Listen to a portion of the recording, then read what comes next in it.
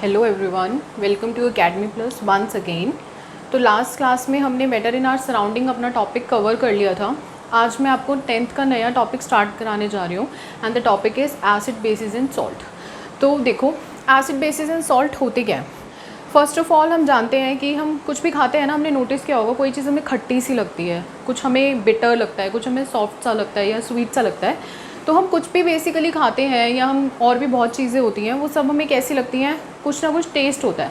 तो अगर हम बात करें एसिड्स की, तो एसिड्स आपके ऐसे सब्सटेंस होते हैं जिनका जो टेस्ट होता है ना वो सोर होता है। सोर यानी खट्टा, खट्टा टेस्ट होता है उनका।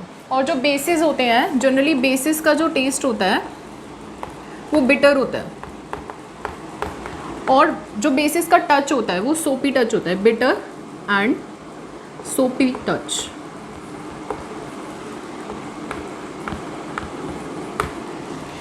मैं एसिड बेस पढ़ाने से पहले आपको ये बताऊंगी फर्स्ट कि इंडिकेटर्स क्या होते हैं, तभी हम एसिड और बेसिस और सॉल्ट्स की प्रॉपर्टी कर सकते हैं। मैं आपको एक शॉर्ट रिव्यू दे देती हूँ। एसिड्स बेसिकली क्या है, जो वाटर में H+ आयंस रिलीज करें। H+ आयंस बच्चों देखो, एक चीज़ है, जब आप अभी तो ये नीट का लेवल है, लेकिन अगर आप जेईई और मेंस एडवांस की प्रिपरेशन करोगे तो उसमें एसिड्स की ना डेफिनेशन चेंज हो जाएगी। वो किस टर्म में होगी, इलेक्ट्रॉन एक्सेप्टर।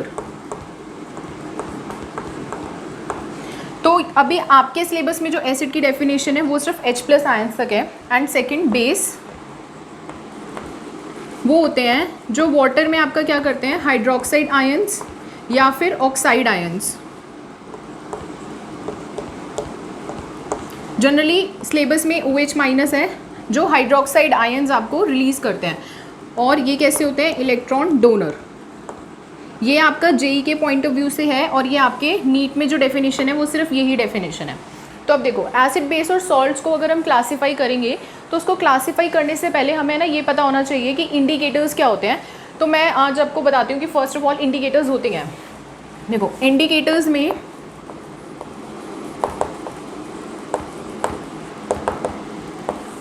इंडिकेटर्स ना जनरली एक डाई होती है।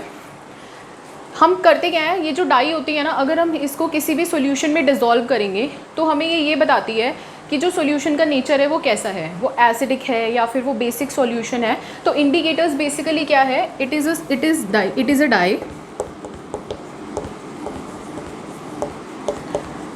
That defines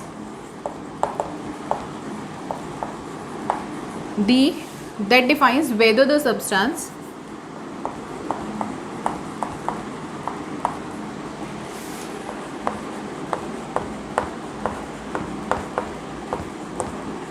is acidic, basic or neutral in nature। अच्छा, आप लोगों ने शायद ना भी पढ़ा हो कि पीएच क्या होता है। पीएच जनरली ना आपकी पावर ऑफ हाइड्रोनियम आयन होती है। दैट मीन्स कि हाइड्रोनियम आयन की पावर क्या है, मीन्स हम पीएच ना ऐसे लिखते हैं, P(H) यानी कि हाइड्रोजन आयन की पावर। तो एसिड्स में जो पीएच होती है मैं आगे डिटेल में बताऊंगी, लेकिन अभी मैं एक शॉर्ट बता रही हूँ क्योंकि मुझे समझाना है। वाटर की जो पीएच होती है ना वो 7 होती है एंड 7 पीएच हम क्या बोलते हैं, ये न्यूट्रल होती है।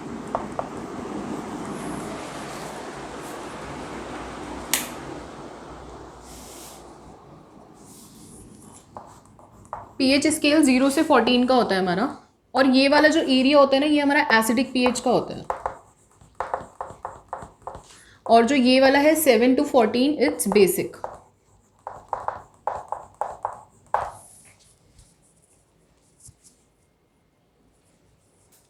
So this is about your indicators and its definition. Now we classify indicators in 3 different ways.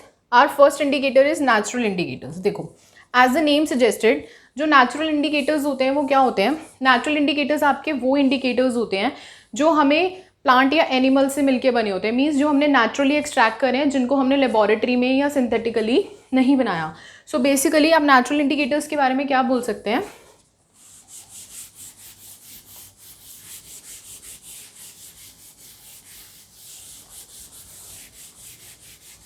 natural indicators are those indicators which are extracted from plants and animals. और आपके natural indicators का example क्या है? First example is your litmus, second is turmeric, इसको हम हल्दी भी बोलते हैं, and third one is red cabbage.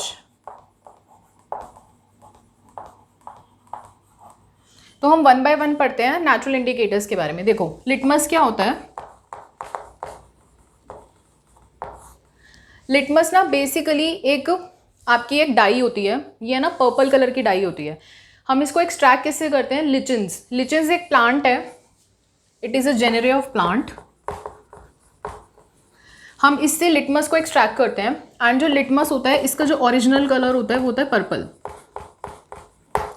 अब लिटमस क्या करता है? लिटमस को हम एसिडिक में चेंज करने के लिए, मीन्स अगर हमें ये पता लगाना हो कि जो हमारा सॉल्यूशन एसिडिक है या बेसिक है, तो उसके लिए लिटमस क्या करता है, एक है ना कोड है बार, BAR. इसको ऐसे याद करो, बहुत इजी हो जाएगा.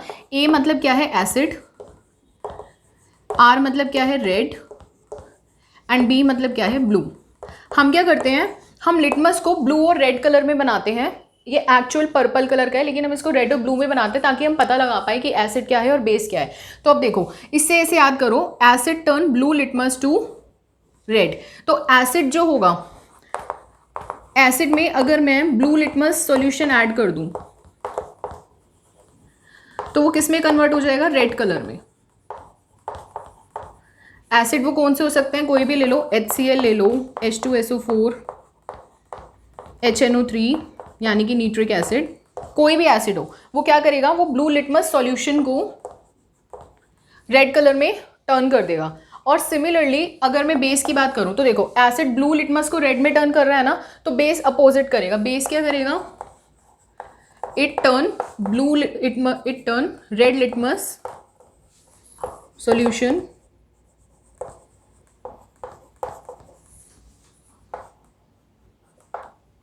To blue. बेस आप कोई भी ले सकते हो, सोडियम हाइड्रोक्साइड यानी कि NaOH, ammonium hydroxide NH4OH etcetera.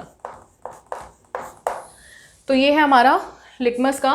Litmus क्या है? एक नेचुरल इंडिकेटर है. नेचुरल कैसे हुआ? क्योंकि इसको हमने लैब में एक्सट्रैक्ट नहीं किया है, ये हमें कहाँ मिला है? प्लांट लिचन से एक्सट्रैक्टेड है. Now our next natural indicator is turmeric. Turmeric आप सबको पता है, हम घर में हल्दी बोलते हैं इसको, हल्दी की तरह यूज़ करते हैं. तो टर्मरिक क्या है? अच्छा देखो, आपने ना नोटिस किया होगा जब कपड़े पे टर्मरिक का स्टेन लगता है तो आप क्या करते हो? आप उस पर ना कुछ बेस डाल देते हो. तो बेस डालने से क्या होता है? आप देखते हो जो स्टेन है ना, आपने देखा होगा बेस क्या होता है? सोप. मैंने बोला ना कि बेस का जो आपका टच होता है वो सोपी टच होता है. तो हम क्या करते हैं, जब कोई स्टेन लग जाता है कपड़े पे तो हम उसे सोप से क्लीन करना स्टार्ट कर देते हैं. हम थोड़ी देर बाद देखते हैं कि जो कपड़े का कलर था वो येलो से कैसा हो गया है? डीप ब्राउन हो गया है. ये लर्न करने की ट्रिक है. तो आप ये चीज़ समझो कि टर्मरिक जो होती है यानी कि हल्दी, टर्मरिक का जो ओरिजिनल कलर है वो क्या होता है? येलो. अगर आप टर्मरिक को एसिड के साथ ट्रीट करते हैं या कोई न्यूट्रल सॉल्यूशन के साथ ट्रीट करते हैं, मतलब जिसकी pH 7 है, pH 7, या जिसकी pH आपकी क्या है? Less than 7, pH less than और इक्वल टू 7. ठीक है. तो इसमें क्या होता है? जो कलर ऑफ टर्मरिक है, yellow colour of turmeric remains same. मतलब कि जो टर्मरिक का येलो कलर होता है ना, अगर हम उसको एसिड के साथ ट्रीट करेंगे तो टर्मरिक के येलो कलर में कोई चेंज नहीं आएगा, जिससे हमें पता चल जाएगा कि जो कंपाउंड है वो कैसा है? एसिडिक है. लेकिन अगर वहीं पे अगर आप टर्मरिक को बेसिक सॉल्यूशन के साथ ट्रीट करते हो, बेसिक या बेस कुछ भी बोल लीजिए, कंसिडर करो NaOH ले लो, तो इसमें क्या होता है? इसका जो येलो कलर होता है, yellow colour turns into deep brown solution. तो टर्मरिक में क्या है? कि जो कलर होगा बेस का वो डीप ब्राउन कलर में कन्वर्ट हो जाएगा। Now our next natural indicator is red cabbage. Red cabbage को हम हिंदी में रेड कलर यानी कि पत्ता गोभी भी बोलते हैं। तो रेड कैबेज का क्या है,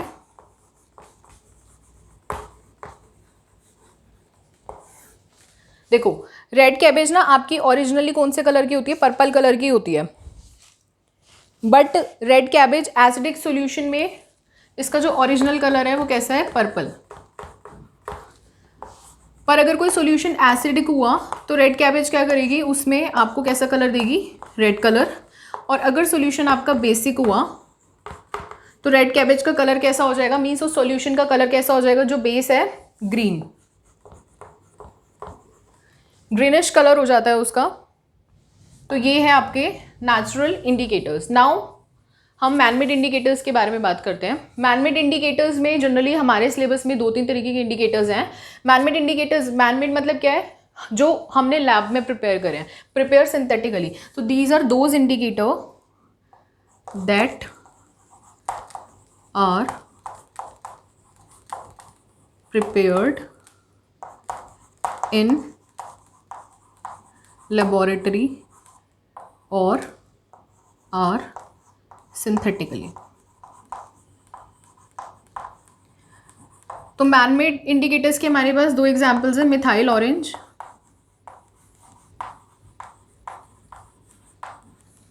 and the next one is phenolphthalein.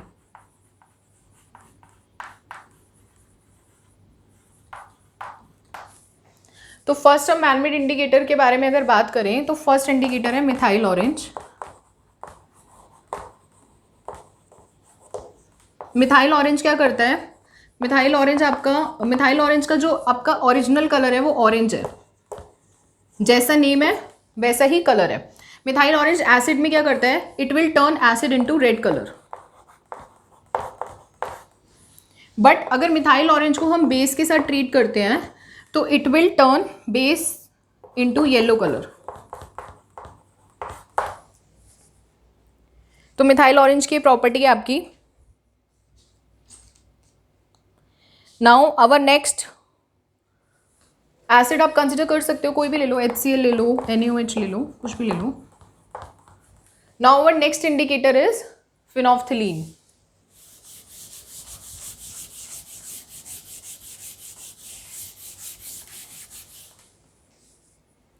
तो देखो फिनोफ्थलीन में क्या है, फिनोफ्थलीन आपका बहुत इंपॉर्टेंट इंडिकेटर है, एग्जाम के पॉइंट ऑफ व्यू से पूछा जा सकता है।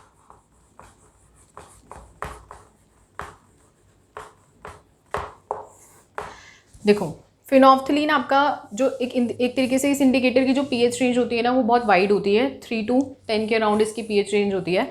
तो ये काफ़ी वाइडली यूज़ होता है आपका। जनरली फिनोफ्थलीन इंडिकेटर्स आपका टाइट्रेशन में बहुत अच्छे से यूज़ होता है, तो ये आपके एग्जाम पॉइंट ऑफ व्यू से इंपॉर्टेंट है। और अगर आप हायर स्टडीज़ करना चाहते हो तो फिनोफ्थलीन इंडिकेटर बहुत इंपॉर्टेंट है। फिनोफ्थलीन इंडिकेटर का जो नेचुरल कलर होता है इट इज़ कलरलेस। एसिड अगर होगा तो एसिडिक सॉल्यूशन में इसका जो कलर रहेगा वो कलरलेस ही रहेगा, but on treatment with base, कोई भी बेस ले सकते हो आप, NaOH ले लो, एसिड आप HCl ले लो, on treatment with base for example NaOH, इसका जो कलर हो जाता है वो होता है पिंक। तो ये आपका डिफ्रेंशिएट करने का मेथड है कि आप कैसे पता लगाओगे कि आप एसिड यूज़ कर रहे हो या बेस कर रहे हो, whether it is your natural और manmade indicators. Now our next indicator is universal indicator. Universal indicator ना आपके एग्जाम में इतना आएगा नहीं क्योंकि वो आपके हायर स्टडीज़ के लिए इंपॉर्टेंट है। तो कंसिडर थर्ड इज यूनिवर्सल। अच्छा देखिए यूनिवर्सल इंडिकेटर क्या होता है। यूनिवर्सल इंडिकेटर बेसिकली वो इंडिकेटर्स होते हैं जो ऑलरेडी कलर्ड होते हैं, मींस हमें उस इंडिकेटर में क्या करने की ज़रूरत है, वो अपने आप में इंडिकेटर की तरह एक्ट करते हैं, हमें देखने की ही ज़रूरत नहीं है कि कंपाउंड जो है या जो आपका सब्सटेंस है वो एसिडिक है या बेसिक है। जैसे कि यूनिवर्सल इंडिकेटर में आपका एग्जाम्पल हो गया KMnO4, potassium permanganate, potassium dichromate, K2Cr2O7। Potassium permanganate का कलर होता है पर्पल, पोटेशियम डाइक्रोमेट का कलर होता है लाइट ऑरेंज, आप ऑरेंज भी बोल सकते हो, इट इज़ लाइट ऑरेंज। तो पोटेशियम परमैंगनेट आपका पर्पल कलर का होता है। अब जब आप क्या करते हो, पोटेशियम परमैंगनेट बेसिकली क्या है, एक तरीके से आप इसके साथ ना टाइट्रेशन भी कराते हो, ये आपके मतलब ये आपके हायर स्टडीज़ के लिए इंपॉर्टेंट है। तो ये क्या करता है, जब आप इसकी ट्रीटमेंट कराते हो किसी एसिड के साथ, तो ये क्या करता है, जो एसिड का कलरलेस कलर होता है it is turned into your purple. And similarly potassium dichromate यानी कि K2Cr2O7 कैसे रिएक्ट करता है, जब वो एसिड के अंदर हम उसका ट्रीटमेंट कराते हैं तो वो एसिड को लाइट ग्रीन कलर में चेंज कर देता है। It will depend upon acid to acid, हर एसिड का कलर लाइट ग्रीन नहीं होगा, किसी ऐसे ही KMnO4 में भी हर एसिड का कलर लाइट पर्पल नहीं होगा। It will depend upon the acid also, कई बार कलरलेस भी हो सकता है, बट बेसिकली क्या है, ये यूनिवर्सल है, मतलब कि इनका अपने आप में ही कलर है, ये अपने आप में ही इंडिकेटर की तरह एक्ट करते हैं। Now our last topic is olfactory indicator.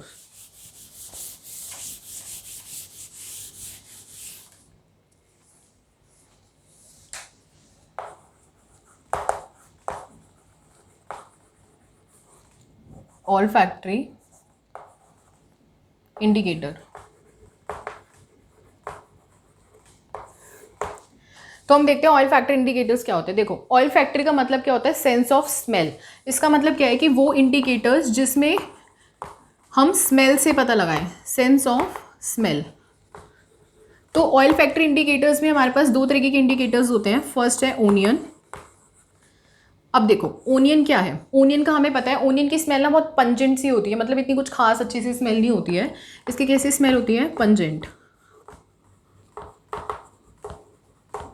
तो ओनियन के सॉल्यूशन को जब हम किसी एसिड के साथ ट्रीट करते हैं तो इसकी जो पंजेंट स्मेल होती है ना वो वैसी की वैसी रहती है, मतलब जो एसिड है वो ओनियन की पंजेंट स्मेल को क्या करता है, ख़त्म नहीं कर सकता। तो जो एसिड है उसमें जो ओनियन की स्मेल है वो क्या रहेगी, रिमेन्स सेम। बट अगर हम ओनियन को किसी बेस के साथ ट्रीट करा दें, किसी भी बेसिक सॉल्यूशन के साथ ट्रीट करा दें, तो उसमें क्या होता है, जो स्मेल होती है वो वैनिश हो जाती है। मतलब कि अब जब आपको ओनियन की स्मेल आ रही थी, अगर आपको चाहिए कि ओनियन की स्मेल ना आए तो आप क्या करोगे, आप उस सॉल्यूशन को बेस के साथ ट्रीट करा दोगे, तो क्या होगा, ओनियन की जो स्मेल होगी वो आनी बंद हो जाएगी। Now our next olfactory indicator is vanilla essence. आप सबको वनीला पसंद ही भी होगा, मुझे भी बहुत पसंद है। तो देखिए वनीला एसेंस की ना बहुत फ्रूटी सी, बहुत ही क्यूट सी स्मेल होती है, मतलब फ्रूटी सी स्मेल होती है इसकी।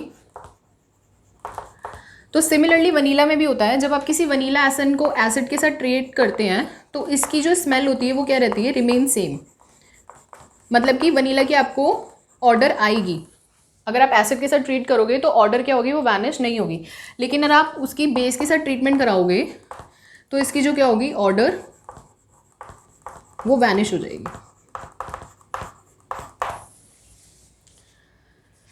सो आज की क्लास में हम यही ओवर करते हैं। आई होप आपको आज का हमारा इंडिकेटर्स का टॉपिक समझ आया होगा। नेक्स्ट क्लास में हम पढ़ेंगे एसिड, उसकी क्लासिफिकेशंस और एसिड की प्रॉपर्टीज़।